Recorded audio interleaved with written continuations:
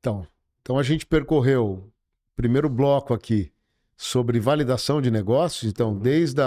desde a ideia até a validação, o lançamento do produto, depois do MVP, de uma forma organizada.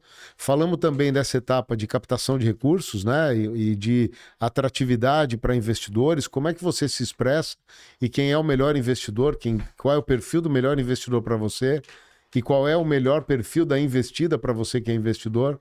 E agora vamos aproveitar a tua bagagem ampla como empresário também. Então a tua família tem uma empresa já há bastante tempo. Você trabalha, você tem funções executivas lá, além de toda essa coisa que você adora, da educação, da mentoria e de participação em um monte de coisas. Mas você faz parte de um grupo familiar de uma empresa. Tá.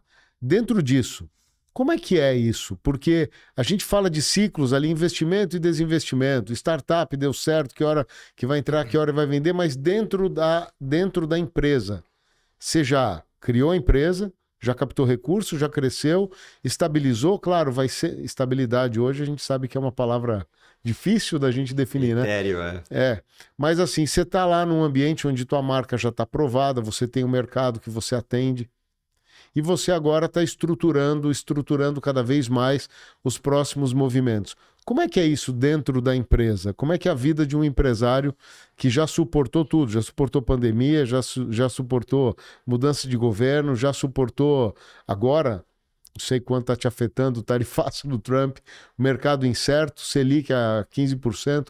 Como é que é isso para você? Como é que é a vida de um empresário? Como é que você convive com o grau de incerteza quase visceral que um empresário hoje vive? Hum. Conta aí, Adnei. Bom, eu tô desde 19, né, que acabaram os meus ciclos em organizações. Eu fiz um ano um pouco diferente em 2019, em que no fim do ano eu tive a satisfação de poder ingressar aí com um projeto e conseguir ajudar a empresa do meu pai, que foi fundada lá. Meu pai sempre trabalhou com isso, com meu avô, e é uma empresa que existe desde a década de 50. Eu tive a oportunidade de trabalhar com ele, trabalhar com meu irmão. Meu pai, ele é um projetista, né? Ele deu aula para talvez alguns milhares de engenheiros, né? Nas escolas onde ele lecionou. Hoje ele está lá trabalhando, né? Com 87 anos. Meu irmão está lá também e eu tô aqui, né? E, e aí a história toda de ter saído de empresas e começado a fazer investimento em startups aqui no Brasil, algumas fora, mas a boa parte aqui no Brasil, e atuar no mercado brasileiro numa pequena empresa, numa empresa média, é a empresa de 110, hoje somos 110 pessoas que trabalhamos juntas. Eu não chamo funcionário de colaborador, de empregado, não, eu digo que a gente trabalha junto. E acho que o grande aprendizado que eu tive foi depois de 20 anos de ESSO, de Time for Fun, de Telefônica e de Globo, foi poder trazer algumas ferramentas que talvez as outras empresas do nosso segmento, do nosso tamanho, não tenham a possibilidade, né? E tudo isso funcionou muito bem, né? Funcionou muito bem porque em 2019 eu tinha a intenção de fazer alguma coisa, né? Para mim tinha acabado um ciclo e ia começar outro. No outro ciclo, para mim era um ciclo de Brasil. O Edney tem uma reflexão sobre como que eu posso ajudar o país, né? E aí pensei em algumas coisas com relação à política, conversei com políticos, conversei com algumas celebridades que têm a ver com política, e a conclusão que eu tive, meu amigo, é que é muito difícil de você trabalhar hoje com a política, né? E isso não é uma reclamação, né? O Brasil, ele não está pronto para competir, né? O nosso contexto, a nossa conjuntura, ela não ajuda, ela atrapalha, né? E isso pode ser uma reclamação, mas também pode ser um enunciado do exercício, que eu acho que é o bacana. Enunciado do exercício é o Brasil é assim. Não vamos reclamar. Então, o que que a gente vai fazer? Então, o que que a gente vai fazer? Acabou aparecendo para mim, na minha trajetória, a possibilidade, sim, de impactar socialmente todo mundo que está em volta de uma empresa. E aí, o plano, não que ela não impactasse antes, né? Era uma empresa que sempre teve preocupado com gestão de ruídos, de resíduos. E em um determinado ponto, eu olhei e falei assim, não, pera um pouquinho, eu acho que a gente pode fazer mais pelo nosso funcionário. Eu acho que a gente pode fazer mais pela nossa comunidade. E aí que veio a grande ideia de utilizar a empresa para a gente impactar quem quer que a gente pudesse impactar. E essa história parece que é uma história de que, não, mas a empresa tem fundo social. Não, a empresa precisa ter lucro, a empresa precisa crescer.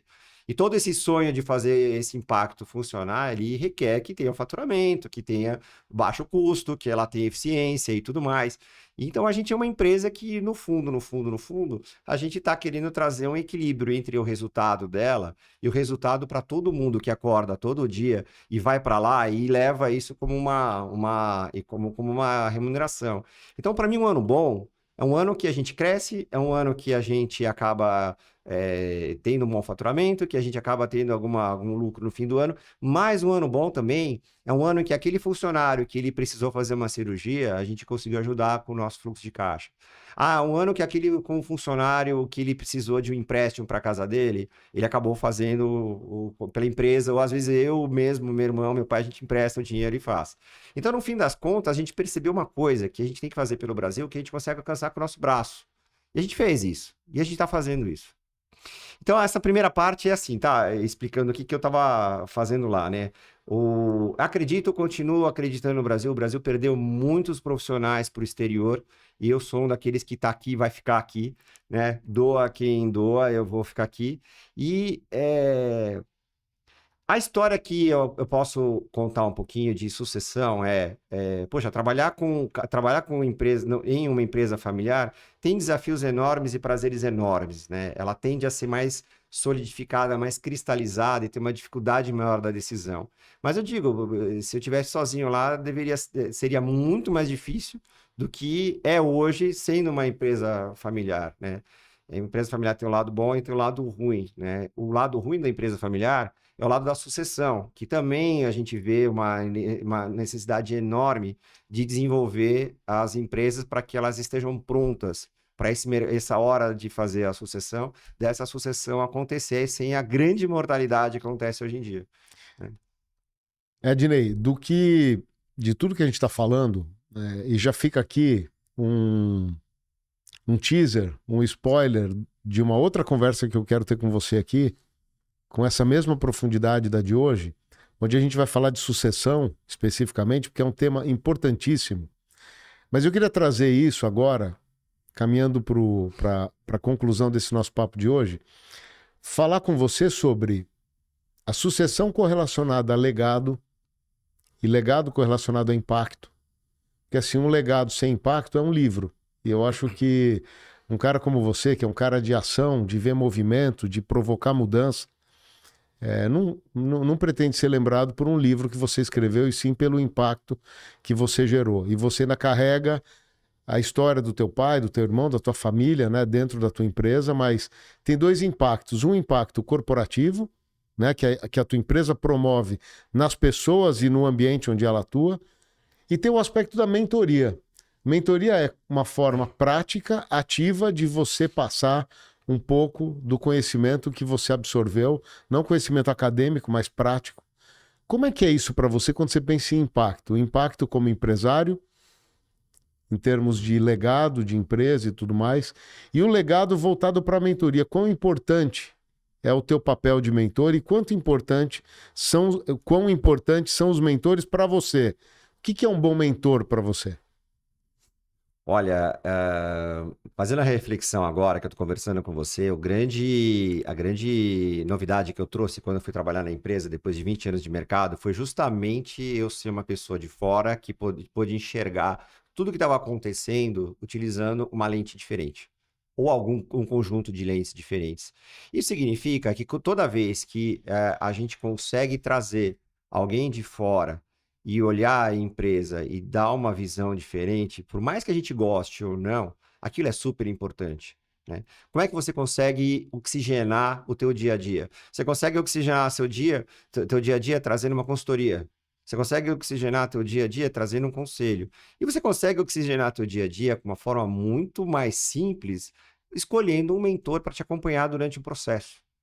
E ele vai, inclusive, durante essa mentoria, ele vai te ajudar a escolher qual processo você precisa escolher primeiro, né? Durante todo esse período, eu acabei não trazendo para mim nenhum mentor com nome e sobrenome. Talvez eu tenha trazido um conjunto de conversas e talvez eu não tenha atribuído a um deles ou a qualquer um deles um papel maior ou menor.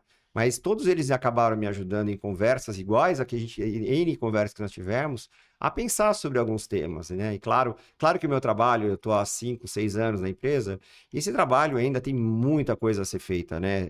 O mercado mudou, o mercado tem novos players, tem novos desafios, tem novas oportunidades. O que fazer primeiro? Ainda, às vezes, eu sou um bom mentor, mas às vezes eu sou um belo de um preguiçoso quando eu olho as minhas coisas e poder ter alguém me ajudando. Então, o bom mentor, Braia, é aquele que consegue te enxergar a coisa de um prisma totalmente diferente. Ele pode ser uma pessoa que vem com um processo novo e te mostra e te induz a um processo novo que você não conhecia, ou ele mesmo, ou ele pode ser uma pessoa que faz uma pergunta simples, que você estava aqui respondendo, estava trabalhando para responder uma outra pergunta, mas essa pergunta simples, talvez muito mais importante com aquela que você está trabalhando, ela é que deveria ser respondida antes de tudo. Né? E aí o que acontece? Você não vai conseguir isso com pessoa que seja exatamente igual a você. Você vai conseguir isso de uma pessoa que não tenha nada, às vezes, nada a ver com você. E essa pessoa vai falar assim: não, mas eu tenho uma visão, por que que você não faz isso? Ah, por que não? Pô, por que não? Peraí, elabora melhor. Pô, peraí, de repente é uma tremenda pergunta. Então, o papel do mentor nesse lado, nesse caso, é ele te dar um pouquinho de uma visão que você jamais teria essa visão trabalhando sozinho com os seus. Né? E aí, isso tem um valor enorme.